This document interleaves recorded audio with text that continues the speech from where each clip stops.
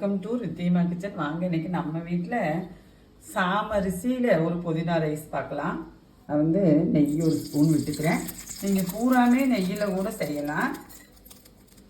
நான் எண்ணெய் ஒரு ஸ்பூன் விட்டுட்டேன். பாருங்கள், நான் ஒரு டம்ளர் தான் அரிசி எடுத்திருக்கேன். அதுக்கு வந்து நான் இவ்வளோ புதினா போட்டுக்கிறேன். ஒரு 5 வெள்ளைப்பூண்டு, ஒரு சின்ன துண்டு இஞ்சி, ஒரு 4 சின்ன வெங்காயம், 2 பச்சை மிளகா, ஒரு தக்காளி கட் பண்ணி போட்டு போகிறேன். வந்து பேஸ்ட் பண்ணிக்கலாம். ஒரு இவ்வளவு ஜீரகம் போட்டுக்கிறேன், இவ்வளவு சோம்பு போட்டுக்கிறேன். அது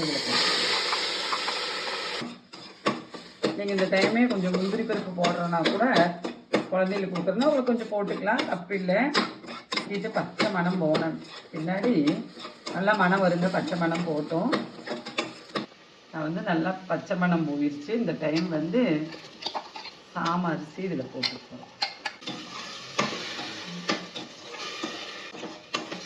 சாம அரிசிக்கு வந்து தண்ணி வந்து கொஞ்சம் பார்த்து தான் வைக்கணுங்க, முழுகிற அளவுக்கு. நான் வந்து இந்த சொம்பில் வந்து அரை சொம்பு தண்ணி வச்சுக்க போகிறேன், முழுகிற அளவுக்கு. நல்லா இந்த அளவுக்கு முழுகிற அளவுக்கு தண்ணி வச்சிங்கன்னா போதும். வந்து 1 டம்ளர் ரைஸ் தான் எடுத்திருக்கேன்.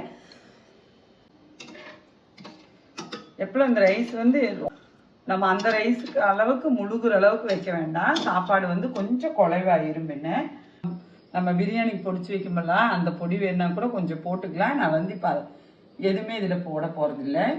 இந்த டைம் இந்த ரைஸுக்கு தேவையான உப்பு போட்டுட்டேன். உப்பு காரம் இதெல்லாம் உங்கள் விருப்ப பிரகாரம் போடுங்க. பாருங்கள், கொதி வருது. இப்படி நல்லா கொதிக்குது. இந்த டைம் வந்து நான் மூடி ஒரு விசில் விட்டுற போகிறேன்.